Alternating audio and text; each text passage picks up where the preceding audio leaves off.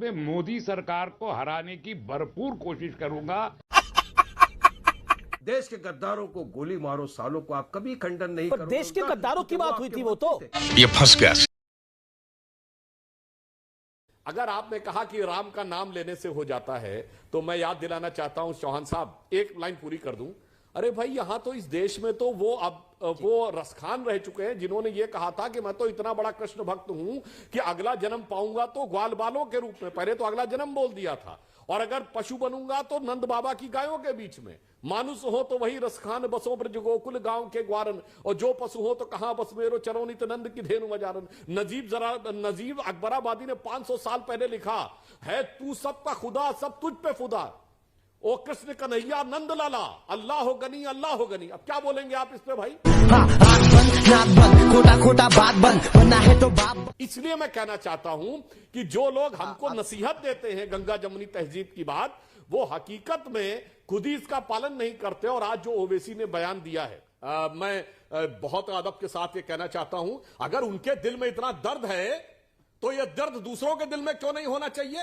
कि आईने अकबरी में लिखा है कि कितने मंदिर तोड़े गए, तजुके बाबरी में लिखा है, खुद अपना गवर्नमेंट ऑर्डर है उनका, कितने मस्जिद तोड़े, मंदिर तोड़े गए, फतवाए आलमगीरी में लिखा है कितने तोड़े गए। तो अगर उनके दिल में दर्द है कि वो सिस्कियां हैं, एक लाइन पूरी कर दूं, सुनिए, अगर आपके दिल में दर्द है तो हमारे दिल का भी दर्द सुन लीजिए। एक लाइन पूरी कर दूं अमित जी, हमारे दिल का भी दर्द सुन लीजिए।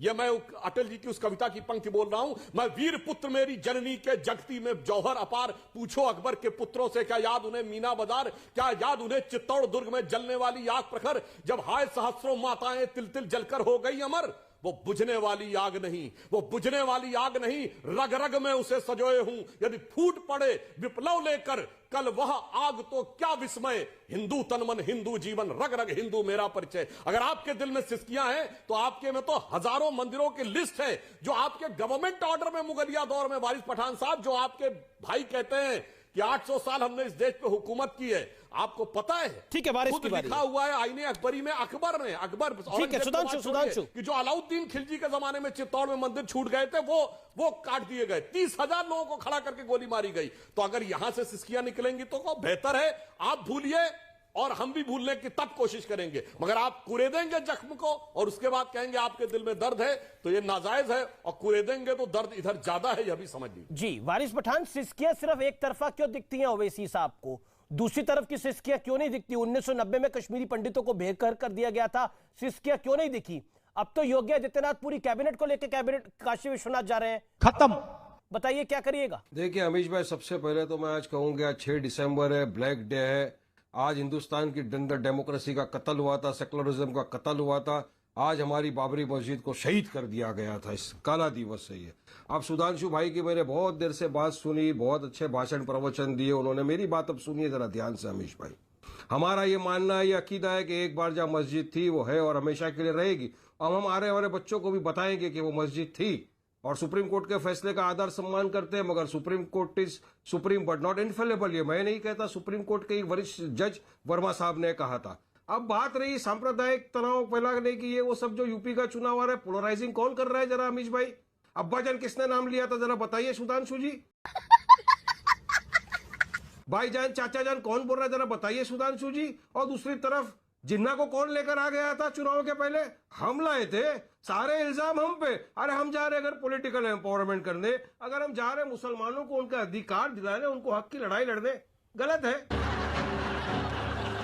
एम्पावरमेंट होना चाहिए नहीं होना चाहिए सुधांशु जी? इक्वल हिस्सा मिलना चाहिए नहीं मिलना चाहिए? अगर 7% वाला Yadav chief minister deputy chief minister बन सकता है, तो क्या 19% वाले अपने अंदर से कोई डिप्यूटी सीएम नहीं बना सकते? बना सकते हैं। और हम उनके साथ कांधे से कांधा मिलाकर खड़े लड़ रहे, तो हम लोगों की बातें आपको पकड़ ली जाती है। आप उनके बारे में कभी नहीं बोलोगे जिन्होंने कहा था कि मुसलमान की औरतों को कब्रिस्तान से निकाल के लाएंगे और उनके साथ बलात्कार करेंगे। आप खामोश रहते, खंडन नहीं करते।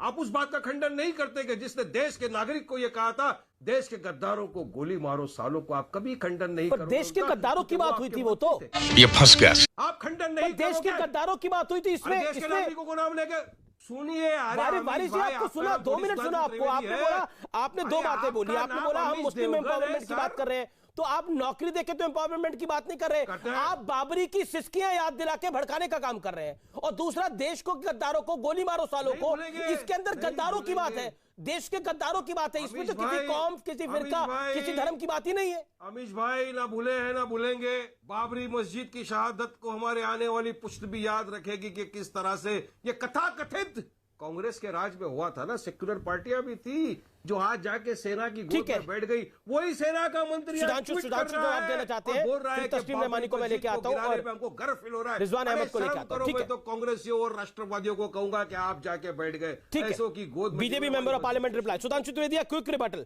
सुधांशु त्रिवेदी 40 सेकंड में जवाब, देन तस्लीम रहमानी। मैं संक्षेप में बोल रहा हूं। अरे भाई, अगर ये उसको बाबरी मस्जिद मानते हैं तो मैं कहना चाहता हूं दिसंबर 1949 से दिसंबर 1992 तक 43 साल तक तो वहां बाकायदा मूर्तियां रख के पूजा हो रही थी। तो किस इस्लामिक मान्यता के अनुसार वो मस्जिद हुई, मुझे बता दें। शाबाश बेटा। वो मस्जिद थी या बुतखाना? और अगर आप उसके पीछे जाना चाहेंगे वारिस पठान साहब, अरे सुनिए, अरे भाई ये बताइए 43 साल से वहां बुत परस्ती हो रही थी आपके हिसाब से, तो वो मस्जिद कैसे हुई, पहले मुझे ये बताइए। सुप्रीम कोर्ट ने उसको डिस्प्यूटेड स्ट्रक्चर ढांचा कहा है। और तीसरी बात, अगर आप बाबरी मस्जिद की बात करते हैं, सुनिए वारिस पठान साहब, अगर सुनिए बाबरनामा में कहीं उल्लेख है कि बाबर अगर वहां पे मस्जिद को बड़ी खबर आ रही है, व्यूअर्स बड़ी खबर आ रही है, बड़ी खबर आ रही है, सभी धर्मों के छात्रों को बैच दिए गए हैं बाबरी मस्जिद के। पीएफआई का ये देश विरोधी कदम है, पीएफआई ने ये बैच दिए हैं, स्कूलों में बंटवाए हैं आई एम बाबरी के ये बैच। ये खबर इस समय आ रही है, सभी धर्मों के छात्रों को ये बैच दिए गए हैं और ये केरला में हुआ है ऐसा, और सेंट मेरी स्कूल, सेंट जॉर्ज स्कूल में ऐसा हुआ है केरल डिस्ट्रिक्ट के अंदर दिसंबर 6 में को ये बैच दिए गए हैं। पीएफआई का ये देश विरोधी कदम है। हालांकि जो स्टूडेंट्स के पेरेंट्स हैं, जो अभिभावक हैं, जो माता पिता है, उन्होंने कड़ा और बड़ा विरोध दर्ज कराया है कि ऐसे नहीं किया जा सकता। मैं जवाब लेना चाहता हूं आपसे इसके ऊपर। तस्लीम रहमानी, एक तरफ तो कहा जा रहा है कि बीजेपी को उखाड़ फेंकना है, बटना मत इस समय। समाजवादी पार्टी के सांसद ये कह रहे हैं, ओवैसी याद दिला रहे हैं एजेंडा, और पीएफआई छोटे बच्चों को नहीं छोड़ रही, और जो भारत माता की जय कर रहा है वो मुसलमान नहीं है। रहमानी साहब देखिए, अभी 25 मिनट के बाद आप मेरे पास आए हैं। पहली बात तो मैं आपको करेक्ट कर दूं कि मैं एसडीपीआई में नहीं हूं। 1-1.5 महीना पहले मैं छोड़ चुका हूं। पीएफआई और एसडीपीआई को लेके मुझे उसका प्रवक्ता मान के बराए करम कोई सवाल न करें। पर आपको लगता है ये सही है या गलत है? तौर पे कहना मैं सवाल बड़ा सीधा पूछा हूं, ये मैंने तो पूछा ही नहीं आपको बतौर प्रवक्ता, बतौर हिंदुस्तानी ये सही है गलत? आ रहा हूं ना। हाँ बताइए। मैं बतौर हिंदुस्तानी ही बात कर रहा हूं कि नंबर 1, मैं उत्तर प्रदेश की योगी सरकार को शिकस्त देने की भरपूर कोशिश करूंगा और मरकज में मोदी सरकार को हराने की भरपूर कोशिश करूंगा। इसके नतीजे में क्या आपके अंदर ये जुर्रत है कि मुझे गद्दार कहे? और अगर है तो आप कहते रहे, कोई फर्क नहीं पड़ता। कौन आपको गद्दार कहे? अपोजिशन का राइट है। अगर आप, लेकिन ये राइट किसी के पास है? कोई बोले कि मुसलमान एक तरफ, मुसलमान एक तरफ आके वोट डाले और जो बीजेपी के साथ जाएगा वो सच्चा मुसलमान भी नहीं है। त्रिवेदी की तरह अनइंटरप्टेड बोलने का मौका देंगे। मैंने तो सबको अनइंटरप्टेड दिया, लेकिन सवाल का जवाब नहीं दिया। केरल के सवाल पे आपने डब्बा गोल कर दिया। मुझे नहीं दे रहे ना, आप मुझे नहीं दे रहे। बोलिए। मुझे आप मौका नहीं दे रहे, मैं उसका भी जवाब दे दूंगा। मैं सीधे कह रहा हूं कि अपोजिशन के रोल में योगी को, मोदी को हराने का मेरा डेमोक्रेटिक राइट है, और वो राइट कॉन्स्टिट्यूशनल फ्रेमवर्क में रह के मैं किसी भी तरह यूज कर सकता हूं। कोई मुझ पे एतराज करने का हक नहीं रखता। समझ रहे हो आप?